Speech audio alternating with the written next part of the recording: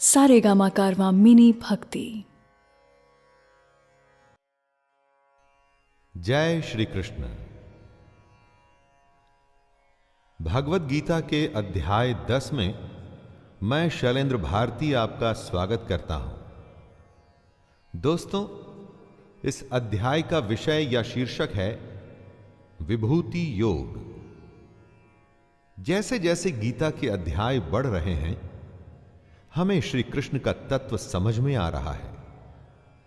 किसी भी काम का अगर आपने तत्व नहीं समझा तो वो काम न करने के बराबर है, और अगर उसका तत्व समझ लिया जाए तो उस काम को आपसे अच्छा और कोई नहीं कर पाएगा। जितना जितना ये समझ में आता जाएगा, उतना उतना आपका सोचने का नजरिया भी बदलता जाएगा। तो आइए शुरुआत करते हैं। अध्याय 10 विभूति योग।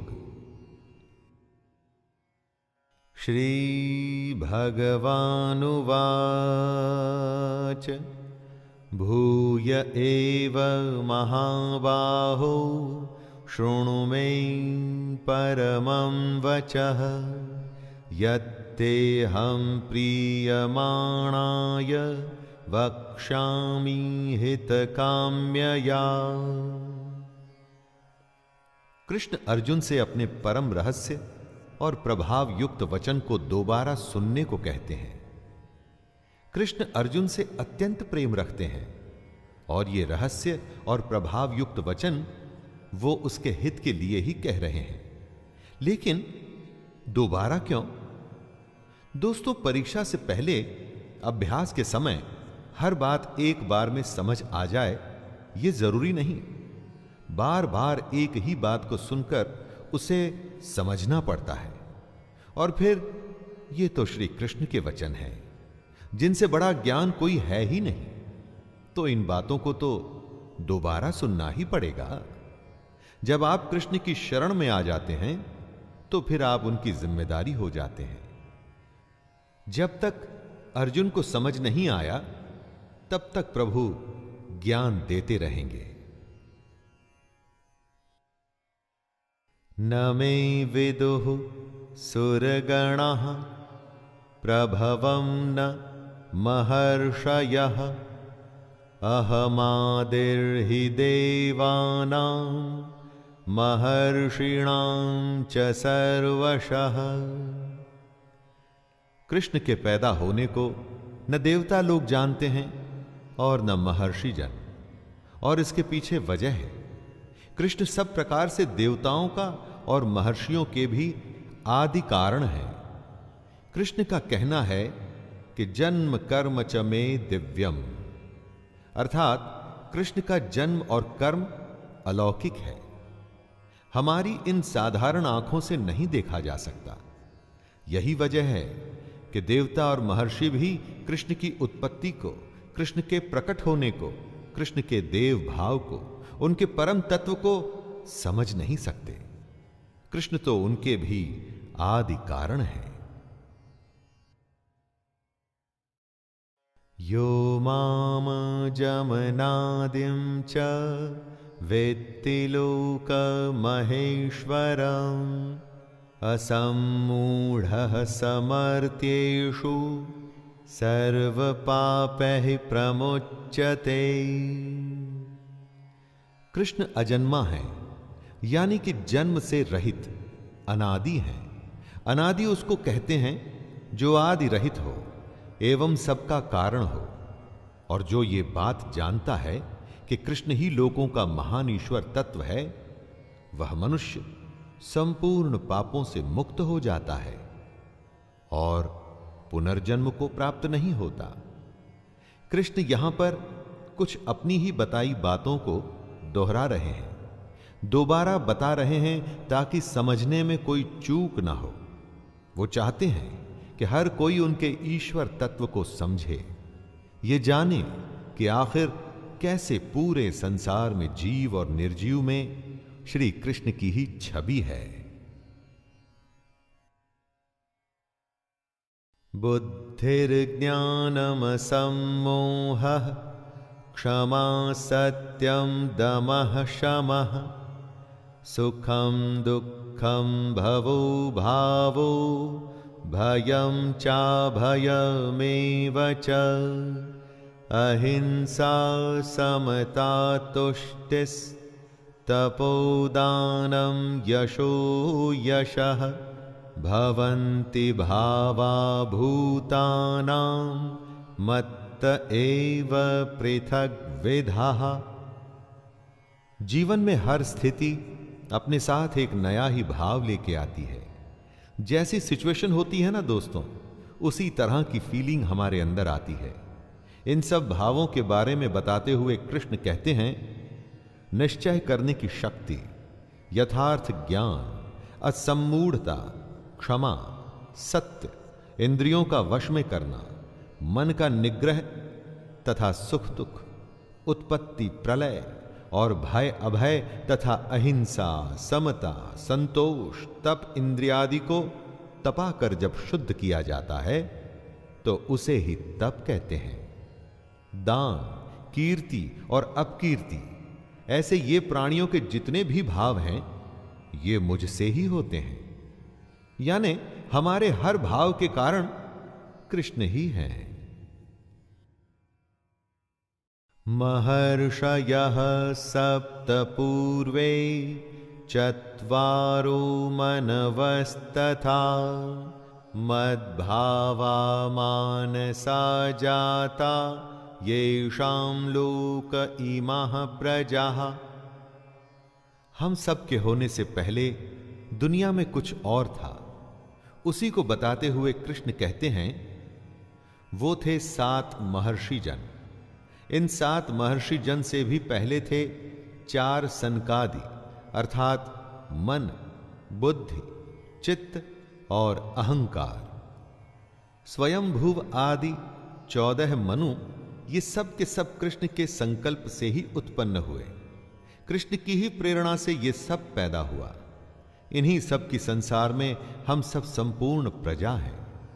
हमारे आने से पहले ये सब थे और इनकी होने की वजह थे कृष्ण। जब कुछ भी नहीं था तब कृष्ण थे, जब कुछ नहीं रहेगा तब दोबारा सब कुछ की उत्पत्ति के लिए भी कृष्ण ही होंगे दोस्तों।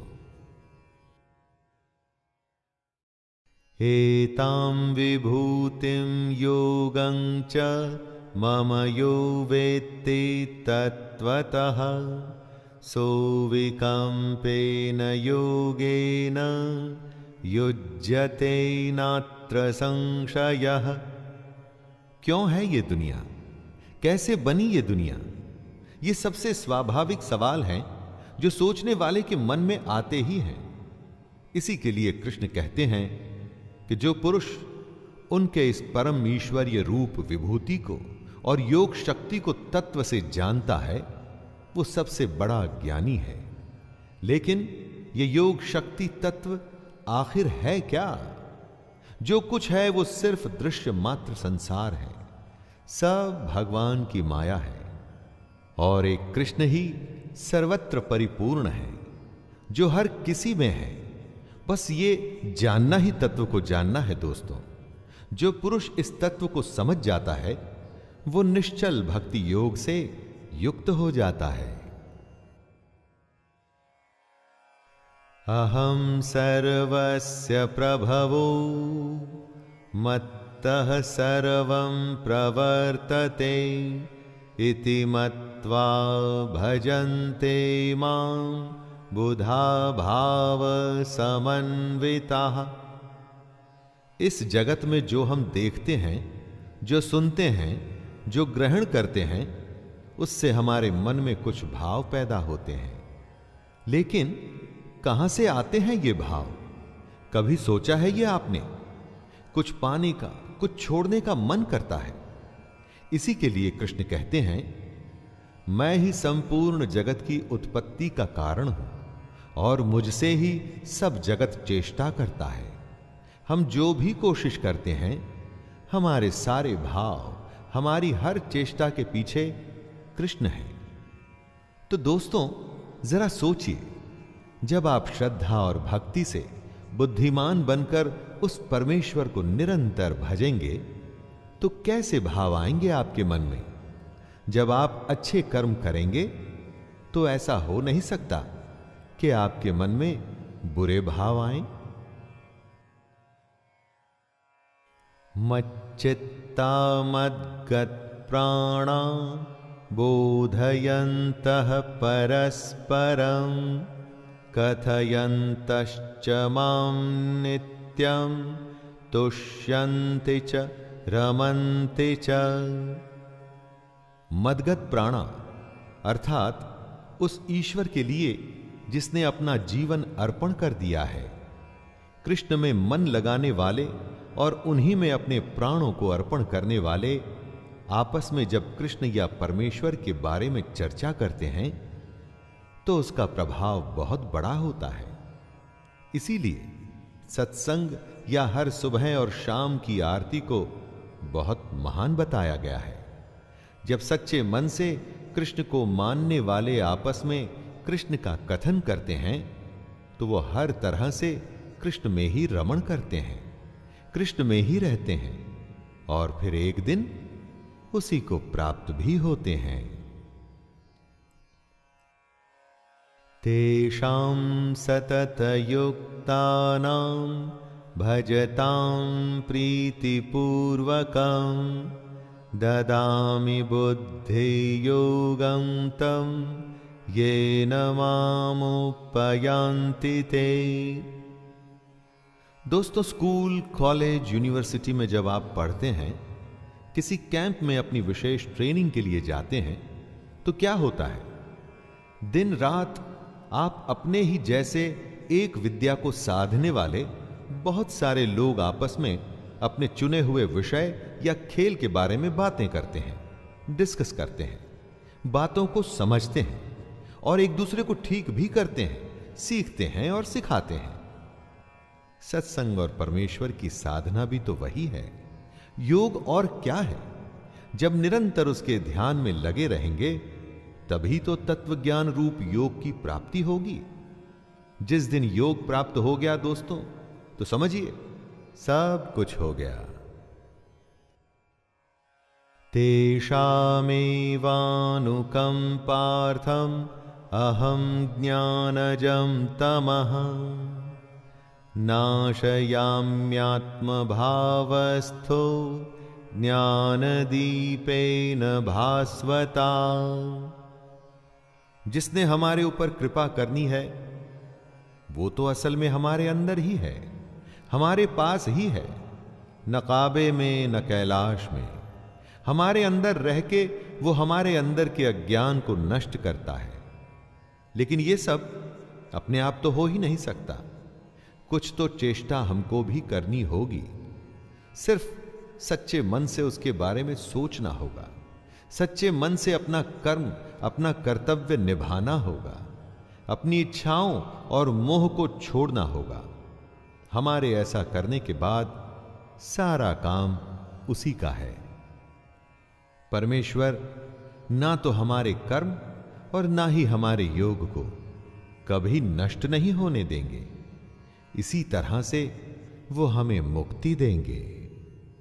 अर्जुन उवाच परम ब्रह्म परम धामं पवित्रं परमं भवान् पुरुषं शाश्वतं दिव्यम् आदिदेवमजं विभुम् आहुस्त्वां ऋषयः सर्वे देवर्षिर्नारदस्तथा हसितो देवलो व्यासः स्वयं चैव ब्रवीषि मे। अर्जुन ने युद्ध छोड़ दिया था। युद्ध के बीचों बीच बैठ उसने लड़ने से मना कर दिया था। इसीलिए कृष्ण ने उसे ज्ञान देना शुरू किया था। ऐसा लगता है कि शायद अब उसे कृष्ण का ज्ञान और उनका स्वरूप समझ में आ रहा है। समय लगता है दोस्तों, लेकिन अगर आप अपने सारथी, अपने मार्गदर्शक, अपने गुरु की बातें ध्यान से सुने तो ज्ञान अवश्य ही प्राप्त होता है। अर्जुन कृष्ण को परम ब्रह्म परम धाम और परम पवित्र बताते हुए कहते हैं, आपको सब ऋषिगण सनातन, दिव्य पुरुष एवं देवों का भी आदि देव, अजन्मा और सर्वव्यापी कहते हैं। वैसे ही देवर्षि नारद, असित, देवल ऋषि तथा महर्षि व्यास भी कहते हैं।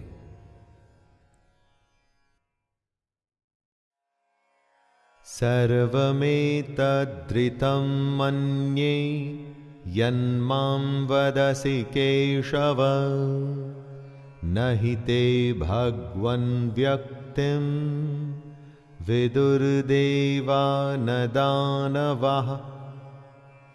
अर्जुन को अब जब कृष्ण का असली रूप समझ में आ रहा है तो वो उन्हीं बातों को दोहरा रहा है जो कृष्ण ने कही थी। अभ्यास का दोहराना लेसन सीखने की एक बहुत बड़ी क्रिया है ना? याद करिए वो दिन जब परीक्षा से पहले न जाने कितने ही बार दोहरा दोहरा के आप ये सुनिश्चित करते थे कि परीक्षा के दिन आपको सब कुछ भली भांति याद हो। अर्जुन कहते हैं, हे केशव, जो कुछ भी मेरे प्रति आप कहते हैं इस सबको मैं सत्य मानता हूं। हे भगवान, आपके लीलामय स्वरूप को न तो दानव जानते हैं और न देवता ही।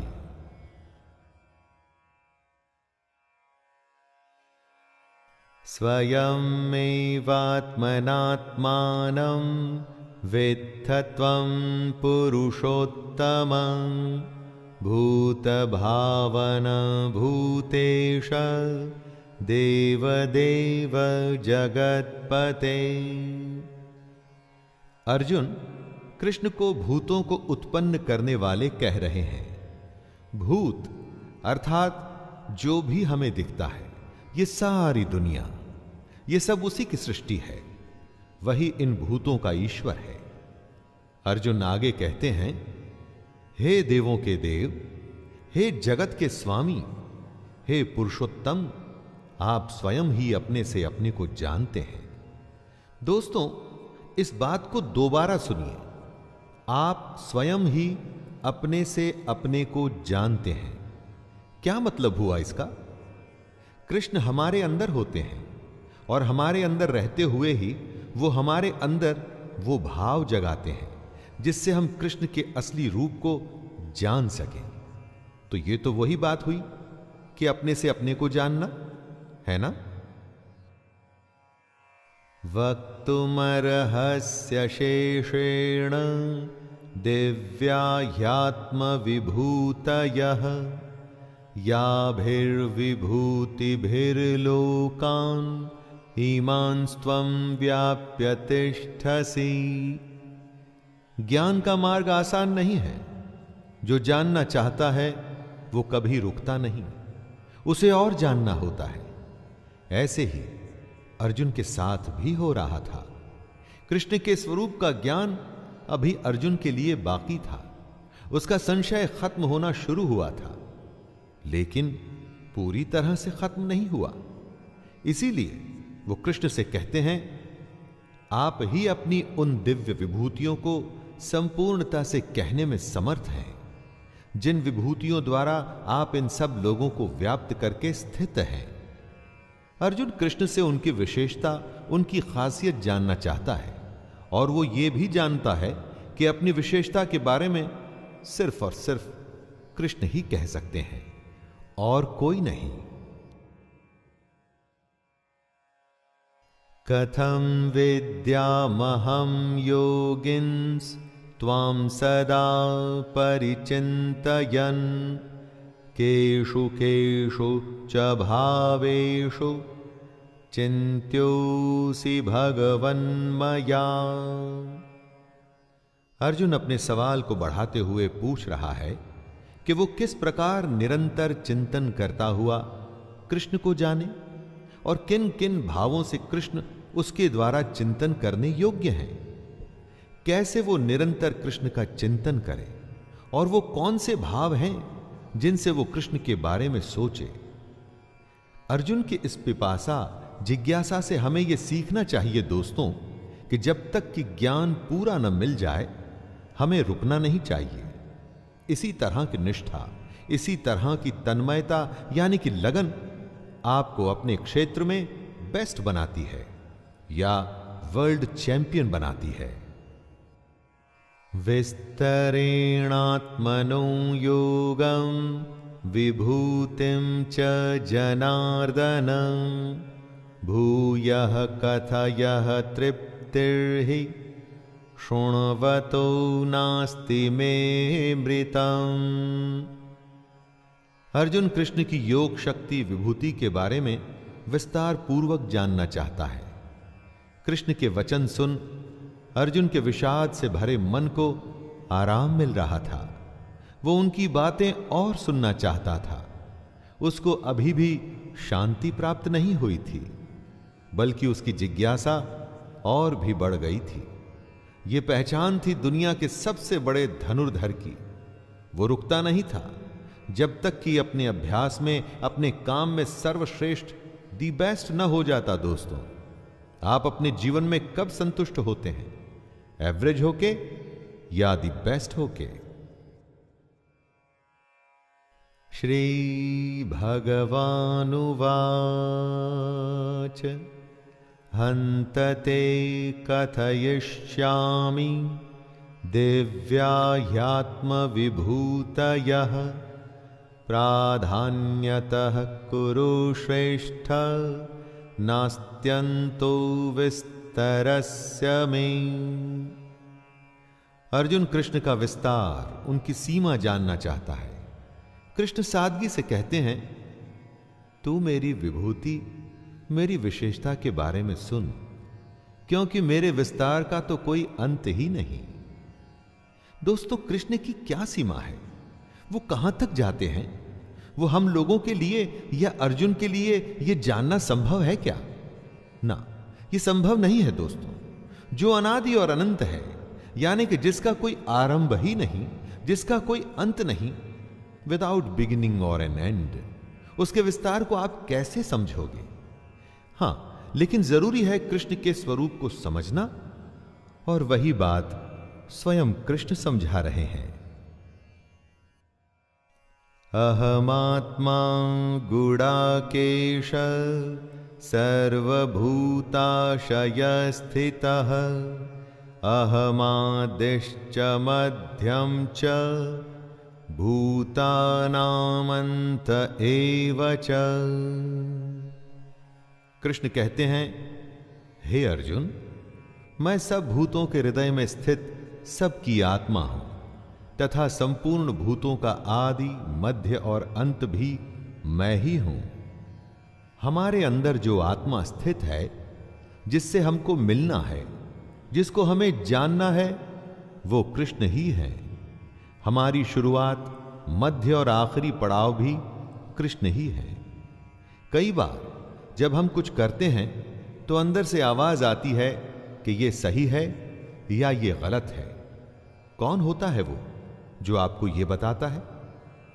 हमारी अंतरात्मा यानी कृष्ण, जो अपने अंदर की इस आवाज को निरंतर सुनने लगते हैं। उनकी गट फीलिंग कभी गलत नहीं होती दोस्तों।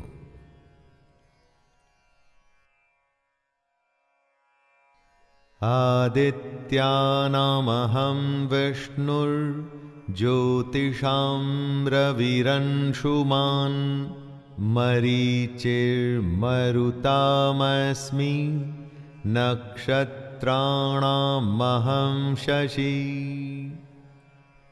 अदिति ऋषि कश्यप की पत्नी थी। उनके 12 पुत्र थे, जिन्हें देवता भी कहा जाता है। कृष्ण कहते हैं कि अदिति के 12 पुत्रों में वो विष्णु हैं। जितनी भी ज्योतियां हैं, उनमें कृष्ण किरणों वाले सूर्य हैं। कृष्ण 49 वायु देवताओं का तेज है, और नक्षत्रों का अधिपति चंद्रमा भी कृष्ण है। यहां पर कृष्ण अपनी महिमा, अपने विराट स्वरूप को समझा रहे हैं। सिर्फ बातों की परिभाषा न समझिए दोस्तों, उनमें छुपा तत्व, उसके अंदर की गहरी बात को समझिए। जितनी भी ज्योतियां हैं, उनमें जो सूर्य है वो कृष्ण है। क्या आप और किसी ज्योति को जानते हैं जो सूर्य से अधिक तेज हो? वेदानां सामवेदोऽस्मि देवानामस्मि वासवः इन्द्रियाणां मनश्चास्मि भूतानामस्मि चेतना।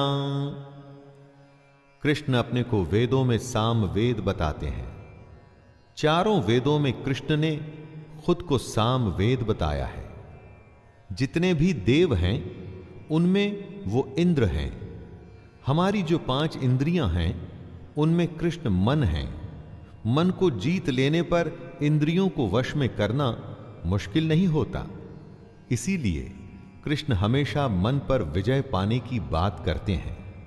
और जितने भी प्राणियों की जो चेतना है, यानी कि उनकी जीवन शक्ति, वो शक्ति जो उनमें संचार करती है, जिसकी वजह से हम सारे प्राणी जिंदा हैं, वो चेतना कृष्ण ही हैं। जब हमारे प्राण निकल जाते हैं, हमारी चेतना चली जाती है, तो समझिए कि हम में से कृष्ण निकल गए।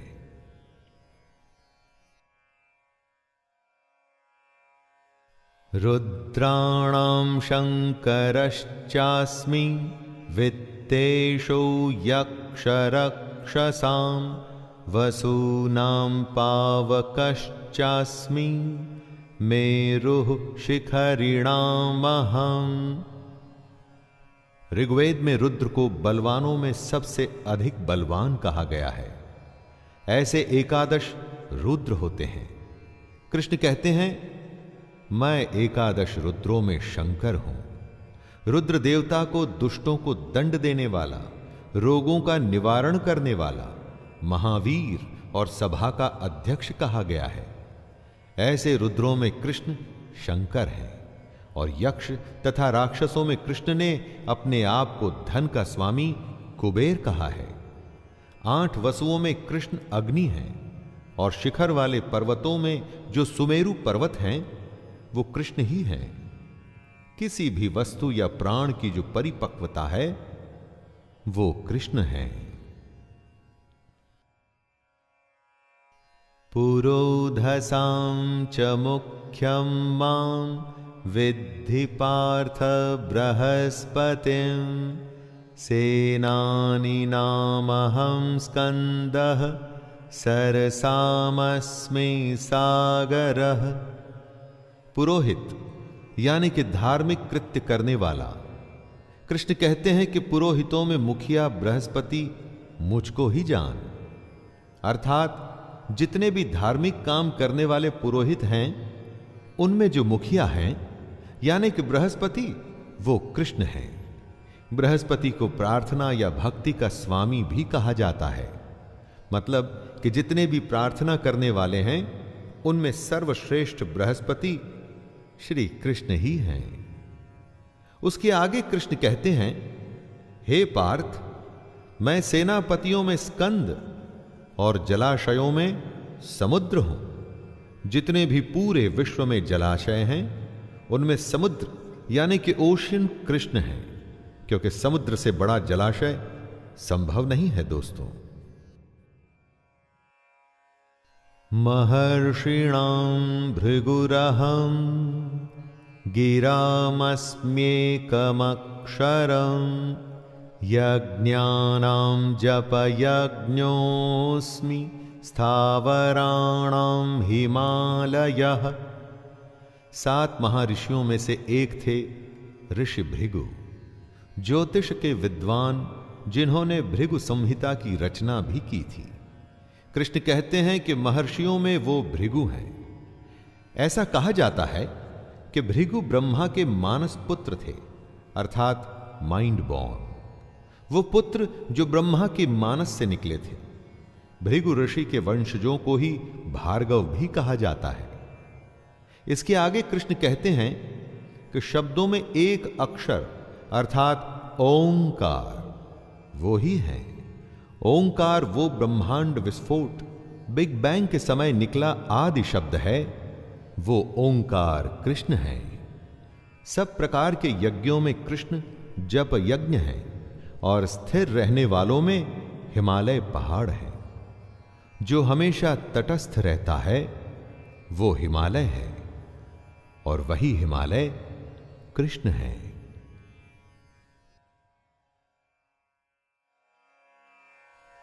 अश्वत्थः सर्ववृक्षाणां देवर्षीणां च नारदः गन्धर्वाणां चित्ररथः सिद्धानां कपिलो मुनिः। जितने भी वृक्ष हैं उनमें से कृष्ण ने अपने आप को अश्वत्थ कहा है। अश्वत्थ यानी कि पीपल। पीपल की संज्ञा को खुद से कृष्ण ने इसलिए जोड़ा क्योंकि इससे वो ये समझाना चाहते हैं कि ऊपर परमात्मा जिसका मूल है और नीचे प्रकृति जिसकी शाखाएं हैं, जिसकी जड़ें तो ऊपर हैं और जिसकी शाखाएं नीचे हैं। नीचे प्रकृति और ऊपर परमात्मा। इसीलिए सब वृक्षों में कृष्ण अपने को पीपल का वृक्ष कहते हैं। देवर्षियों में कृष्ण, नारद मुनि और गंधर्वों में चित्ररथ और सिद्धों में कपिल मुनि कृष्ण ही हैं। उच्चैः श्रवसमश्वानां विद्धि माममृतोद्धवम् ऐरावतं गजेन्द्राणां नराणां च नराधिपम्। कृष्ण अपने को घोड़ों में अमृत के साथ उत्पन्न होने वाला उच्चैः श्रवा नामक घोड़ा बताते हैं। घोड़ा गति का प्रतीक है दोस्तों। आत्मा के तत्व को पकड़ने के लिए मन जब गति पकड़ता है तो वो घोड़ा है, और वो घोड़ा जो अमृत के साथ जन्मा वो श्रेष्ठ है। दुनिया में हर वस्तु नाशवान है, लेकिन आत्मा अजर अमर है, यानी अमृत स्वरूप। दोस्तों, श्रेष्ठ हाथियों में कृष्ण ऐरावत नामक हाथी हैं, और मनुष्यों में जो राजा है वो कृष्ण है। हर एक अवस्था या वस्तु में जो सबसे श्रेष्ठ है वही कृष्ण है। आयुधानामहं वज्रं धेनूनामस्मि कामधुक् प्रजनश्चास्मि कंदर्पः सर्पाणामस्मि वासुकिः। दोस्तों, आपने बहुत बड़े बड़े वेपन्स देखे होंगे युद्धों में या फिल्म्स में। पुराने समय में एक शस्त्र होता था वज्र, जिससे बड़ा कोई शस्त्र नहीं होता था।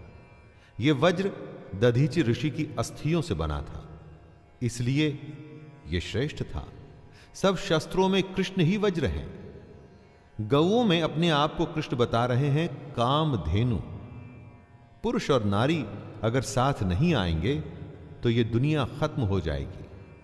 और जब शास्त्र द्वारा बताई गई रीति से संतान की उत्पत्ति करते हैं तो उस संतान को उत्तम बताया जाता है। शास्त्रोक्त रीति से संतान की उत्पत्ति का जो हेतु है वो कामदेव, वो भी कृष्ण है। सर्पों में सर्पराज, जी हां वासुकी, वो भी कृष्ण ही हैं।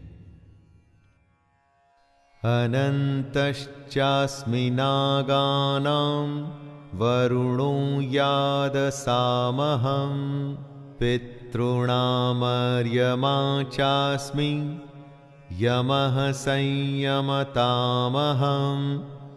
कृष्ण कहते हैं, नागों में मैं शेष नाग हूं।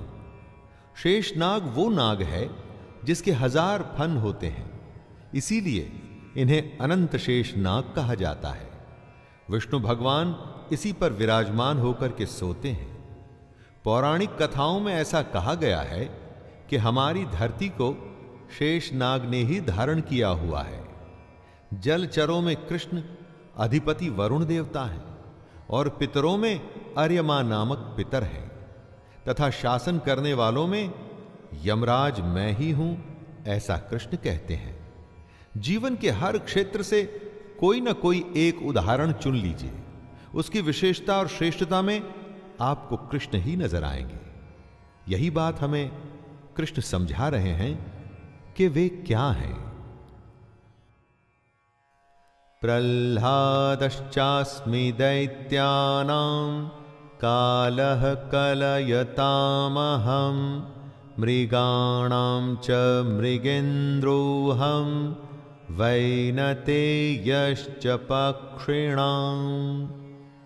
दैत्यों में कृष्ण प्रह्लाद है, वही प्रह्लाद जो हिरण्यकश्यप का पुत्र था। लाखों कोशिशों के बावजूद जिसे हिरण्यकश्यप मार नहीं पाया था।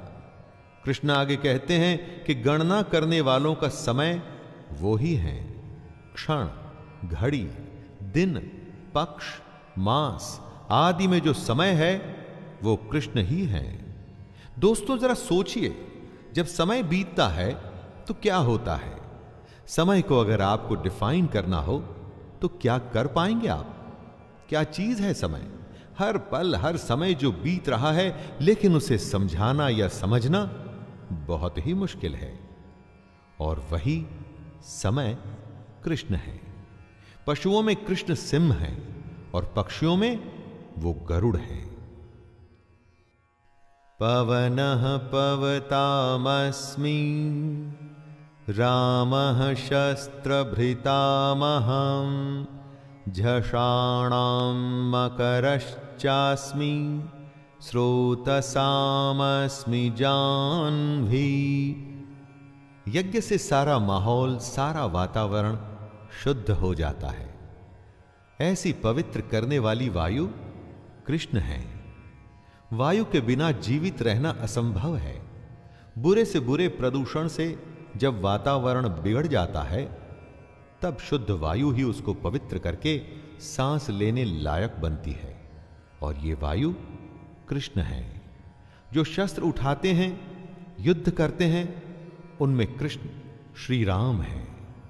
मर्यादा पुरुषोत्तम दशरथ पुत्र राम, रावण का वध कर धर्म की स्थापना करने वाले राम। मछलियों में कृष्ण मगरमच्छ है और नदियों में कृष्ण श्री भागीरथी की गंगा जी है। भगीरथ ऋषि के तप से जो गंगा धरती पर आई थी और जिसे शिव ने अपनी जटाओं में समाहित किया था, वही पवित्र गंगा कृष्ण है।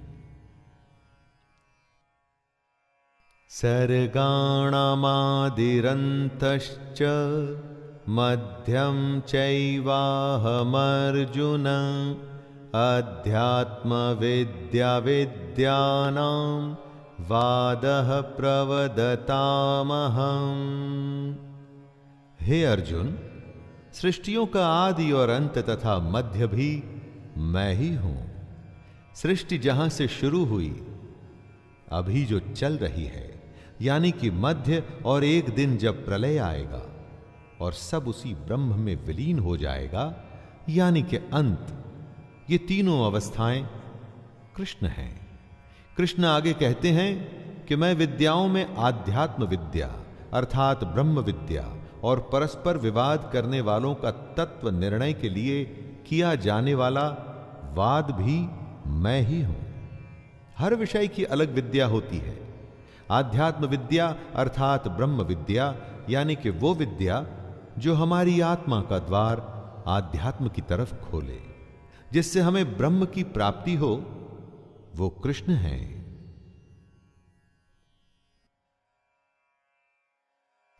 अक्षराणामकारोऽस्मि द्वन्द्वः सामासिकस्य च अहमेवाक्षयः कालो धाताहं विश्वतो मुखः। हर एक भाषा के वर्णाक्षर यानी कि अल्फाबेट्स होते हैं दोस्तों, और कृष्ण कहते हैं कि अक्षरों में मैं अकार हूं। अकार का अर्थ है अ अक्षर, यानी कि हमारी वर्णमाला जहां से शुरू होती है वो अ। कहीं यही वो पहला अक्षर तो नहीं जो कोई शिशु सबसे पहले अपने मुंह से निकालता है।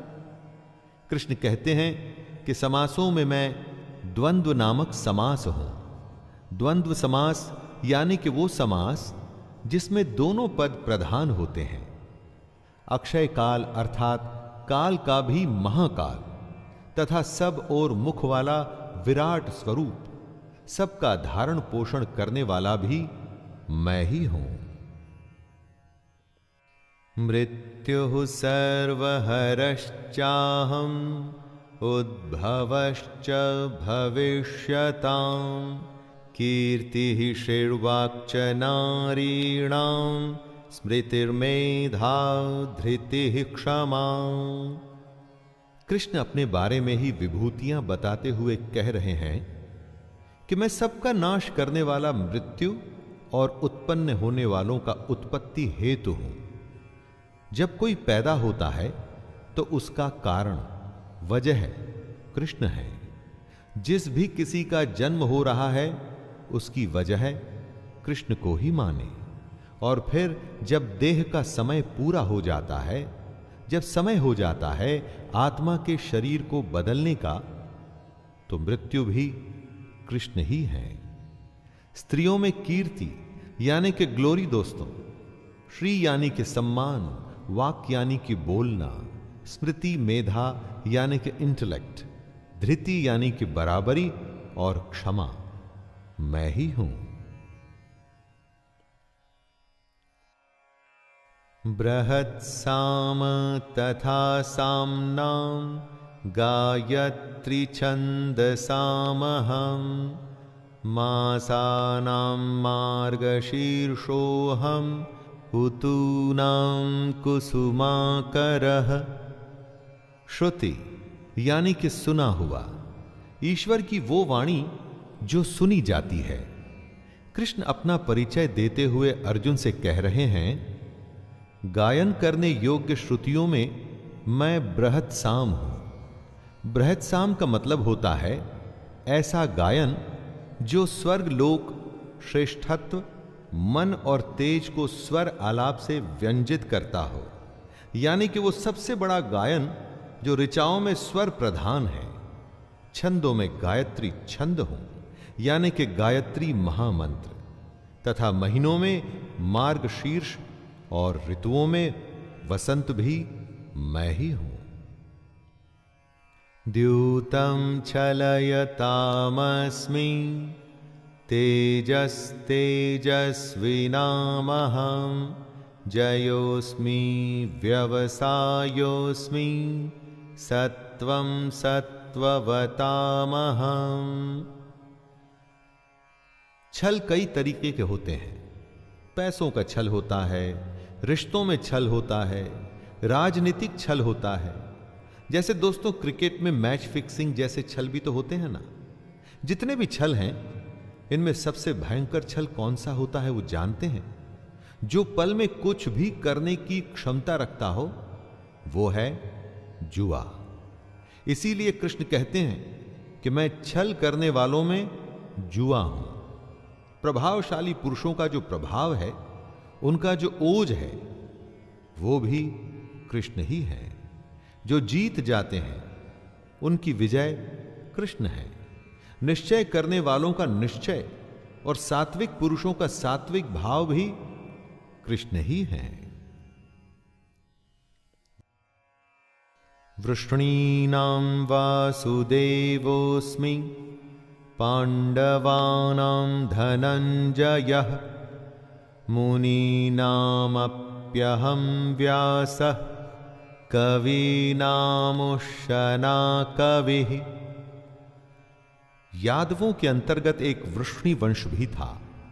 उसी के संदर्भ में कृष्ण कहते हैं कि वृष्णि वंशियों में मैं वासुदेव हूं, अर्थात जो इस समय स्वयं अर्जुन के सामने खड़े थे वो कृष्ण। कृष्ण आगे कहते हैं कि पांडवों में वो धनंजय हैं, अर्थात अर्जुन। पांडवों में हर किसी के पास गुणों की कमी नहीं थी, लेकिन उनमें सर्वश्रेष्ठ अर्जुन ही थे। तो स्वाभाविक ही है कि उन सब में से अगर कोई कृष्ण हो सकता था तो अर्जुन। मुनियों में वो वेद व्यास है, महाभारत के महान रचयिता। और कवियों में शुक्राचार्य कवि भी कृष्ण ही हैं। दंडो दमयतामस्मि नीतिरस्मि जिगीषतां मौनं चैवास्मि गुह्यानां ज्ञानं ज्ञानवतामहम्। मैं दमन करने वालों का दंड अर्थात दमन करने की शक्ति हूं। दबाने का काम सिर्फ शक्ति का काम होता है, उसमें और कुछ काम नहीं आता। इसीलिए जिन्होंने दमन करना है, दबाना है, उनके दबाने की शक्ति कृष्ण है। जीतने की इच्छा वालों की नीति हूं। जीतने के लिए बहुत कुछ करना पड़ता है, श्रम, इच्छा शक्ति, अभ्यास और जाने क्या क्या, लेकिन बिना नीति के जीत संभव नहीं है दोस्तों।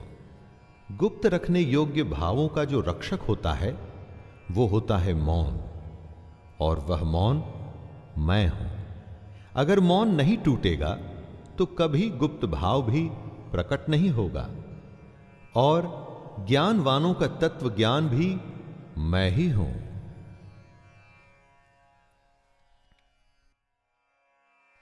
यच्चापि सर्वभूतानां